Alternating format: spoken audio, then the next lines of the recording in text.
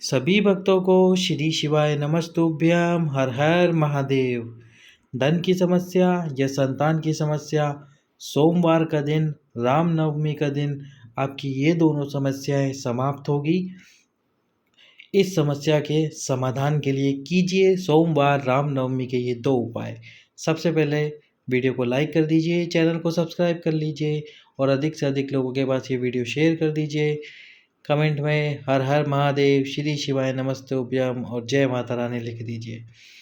तो सबसे पहला उपाय, जिन माताओं बहनों का पीरियड बंद हो चुका है, पूरा का पूरा पीरियड बंद हो गया, आना बंद हो गया, जिसको मोनोपोज कहते हैं, मोनोपोज की समस्या बता दी गई है, उनके लिए भी ये उपाय है। 20 साल हो चुके हैं, 30 साल हो चुके हैं, 50 साल हो चुके हैं पर संतान प्राप्त नहीं हुई है, तो एक बार ये 3 उपाय एक साथ करना। सोमवार की रामनवमी से शुरू करना। करना किस प्रकार है आपको, ये 3 नहीं 4 उपाय शुरू करना है एक साथ। करना कैसे है आपको, सबसे पहला उपाय सोमवार की रामनवमी के दिन से ही शुरू करना। सफ़ेद आंकड़े की जड़ को लेकर आना। पति और पत्नी दोनों आज ही सफ़ेद आंकड़े की जड़ को लेकर आइए। भगवान शंकर के शिवलिंग पे से 21 बार तुम रुकेश्वर महादेव का नाम लेकर उस जड़ को घुमा लीजिए। घुमाने के बाद में शिवलिंग को देखते हुए उस जड़ को लाल कपड़े में लाल धागे में बांध लीजिए। सोमवार के दिन जिन माताओं बहनों का पीरियड बंद है, ये उनके लिए उपाय है। जिनके पीरियड में कोई समस्या है, रजस्वला धर्म में कोई समस्या चल रही है, उनके लिए ये उपाय है। जिनका पीरियड आता है वो अपने पीरियड के 7वें दिन ही बांधे। यदि 7 दिन से ज़्यादा का उनका पीरियड होता है, जैसे ब्लड आता रहता है, तो वो अपने हिसाब से फिर 8वें दिन भी जड़ को बांध सकते हैं। अब आपको ये जड़ बांधनी है शंकर जी के शिवलिंग के सम्मुख को देखते हुए, यानी सम्मुख में देखते हुए, शिव जी को देखते हुए बाबा से प्रार्थना करनी है। उसके बाद में आपको, जब आप ये जड़ बांध लें, एक पीपल का पत्ता बाबा के शिवलिंग पे समर्पित करना है अवधूतेश्वर महादेव के नाम से, और उसके बाद में उस पीपल के पत्ते को उठाकर लेकर आ जाना है आपके पास में। उठाकर लेके आ जाइए, गाय के दूध में उस पीपल के पत्ते को उबालिए। उबालने के बाद में आपको उस गाय के दूध को पी लेना है, पति और पत्नी दोनों को।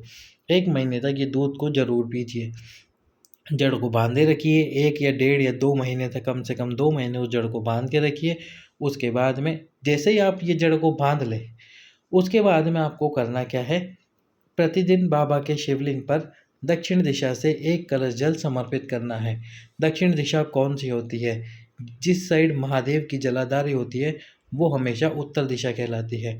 मंदिर में जब भी आप जलाधारी देखें तो वो जिस दिशा में है, जैसे इस दिशा में है ये जलाधारी, तो ये दिशा जो होगी ये उत्तर दिशा है। तो ठीक इसके विपरीत वाली जो दिशा है, ये दिशा होगी दक्षिण दिशा। तो ये दक्षिण दिशा है, इस दिशा से आपको जल चढ़ाना है। जल चढ़ाने के बाद में जो जल नीचे गिरे, उस जल को, थोड़े से जल को अपने कलश में ले लीजिए और कलश हटाकर थोड़ा सा जल अपने हाथ में लीजिए। अपने हाथ में लेकर शिवलिंग को देखते हुए उस जल का आचमन कीजिए। उसके बाद में 1 बेलपत्र भगवान शंकर के शिवलिंग पे समर्पित कीजिए। समर्पित करने के बाद में बाबा से विनती कीजिए, हे महादेव, इस बेलपत्र को औषधि बना दीजिए। बाबा, बहुत परेशान हूँ, बहुत दुखी हूँ, मैं तेरी ही बेटी हूँ बाबा। 15 साल हो गए, 20 साल हो गए, मुझे संतान प्राप्त नहीं हुई है। तेरी ही बेटी हूँ, जैसे अशोक सुंदरी तेरी बेटी है, वैसे मुझे भी अपनी बेटी मान लेना बाबा। तेरे ही भरोसे हूँ। अब ये 1 बेलपत्र अपने हृदय से लगाकर, अपना हृदय समझकर तुझे समर्पित कर रही हूँ। इस बेलपत्र को औषधि बना बाबा और मेरे शरीर की समस्याओं को समाप्त कर, और जो मैंने उपाय किया है संतान प्राप्ति के लिए, सफ़ेद आंकड़े की जड़ वाला, उस उपाय को सफल कर और मेरा गर्भ ठहरा बाबा, ताकि मुझे संतान की प्राप्ति हो सके। उसके बाद में उस बेलपत्र को उठाकर चौखट पर बैठकर आपको उस बेलपत्र को खा लेना है, भगवान शंकर की चौखट पर बैठकर। तो ये 4 उपाय आपको एक साथ करने हैं। कौन कौन से हो गए, एक सफ़ेद आंकड़े की जड़ वाला उपाय, दूसरा जो उपाय है वो है 1 कलश जल, जो आप जल चढ़ाएंगे दक्षिण दिशा से और उस जल का आचमन करेंगे। उसके बाद में आपको उपाय करना है 1 बेलपत्र। ये उपाय लगातार 1 महीने तक कीजिए, चारों उपाय। बाबा आपके ऊपर कृपा जरूर करेगा, क्योंकि जिन माताओं बहनों का पीरियड नहीं आता, उनको तो ये भी दिक्कत नहीं होगी कि वह 7 दिन मंदिर नहीं जा सकती, क्योंकि जिनका पीरियड आता है वह 7 दिनों तक मंदिर नहीं जा सकती। तो आप तो पूरे के पूरे महीने शिव मंदिर जा सकती हैं। तो एक बार पूरे महीने ये 4 उपाय अवश्य करके देखिए। इसके साथ ही साथ में यदि आपकी कोई और विशेष मनोकामना है तो आप एक उपाय और कीजिए। ये 2 दिन का उपाय है। 2 दिन आपको ये उपाय करना है। 2 दिन किस प्रकार से करना है, जैसे कि आंवले का ये वृक्ष है। अब आंवले के वृक्ष के नीचे जाना है आपको नवमी के दिन।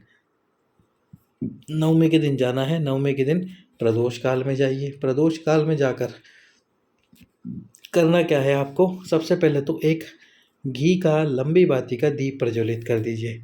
जो मनोकामना है वो मनोकामना बोलकर, या फिर अदालत में कोई केस चल रहा है आपका, उस केस का स्मरण करते हुए, या धन की कोई कमी है उसके लिए। उसके बाद में आपको क्या करना होगा, एक मूली का धागा लेना है। मूली के धागे को आपको अपने हाथ में पकड़ना है और जैसे आप 10 से माता के व्रत में पीपल के वृक्ष की परिक्रमा करती हैं, उसी प्रकार ये आंवले के वृक्ष की आपको 5 परिक्रमाएं करनी है। कुल 5 परिक्रमा करने के बाद में उस धागे को वहीं छोड़ देना है। जैसे परिक्रमा जिस स्थान से, जैसे आपने इस स्थान से परिक्रमा शुरू करी, पहली परिक्रमा करी, दूसरी परिक्रमा करी, तीसरी करी, चौथी परिक्रमा करी और 5वीं परिक्रमा में उस धागे को वहीं छोड़ देना है। उसके बाद में आपको एक धागा और लेना है। वो आप अपने अनुसार ले सकते हैं, लंबा धागा या छोटा धागा आपके अनुसार, क्योंकि उस धागे को आपको आपकी कलाई पे बांधना है। कलाई पे कब बांधना है, तो पहले वो धागा ले लीजिए। आप अपने अनुसार लंबा छोटा जितना बड़ा धागा ले सकते हैं। इसकी कोई डाली हो, जो ये आंवले के वृक्ष की कोई डाली हो जो कि नीचे लटक रही हो, जो आपके हाथ आ जाए, उस डाली पे आपको वो धागा बांध देना है। मूली का धागा कौन सा वाला, जो आपने अलग से तोड़ा है। ये 5 परिक्रमा करिए, इस धागे को तो यहीं छोड़ देना, अलग से और मूली का धागा लेके उसको इस डाली पे बांधना। अब आपको घर आ जाना है। दशमी तिथि के दिन सुबह सुबह जाना है आपको। जैसे आप नहा धो के स्नान आदि करके फ्री हो जाए, वापस उस वृक्ष के नीचे जाइए, एक और दीप प्रज्वलित कीजिए घी का लंबे बाती का, और ये जो धागा आपने बांधा था डाली पे, इस डाली पे बांधे हुए धागे को खोल लीजिए। खोल कर आपकी कलाई में इस धागे को बांध लीजिए। आपकी कलाई में इस धागे को बांधिए और बांध कर घर आ जाइए। फिर कैसी भी दुविधा हो, कैसा भी दुख हो, कैसी भी तकलीफ हो, अदालत का केस हो, यदि अदालत में कोई केस चल रहा है तो आप ये धागे को बांध कर अपनी कलाई में अदालत के केस में सुनवाई में जाइए। आपका वो केस थोड़े ही समय के अंदर समाप्त हो जाएगा और जो भी आपको तकलीफ दुख चल रही होगी वे धीरे धीरे समाप्त होना प्रारंभ हो जाएगी।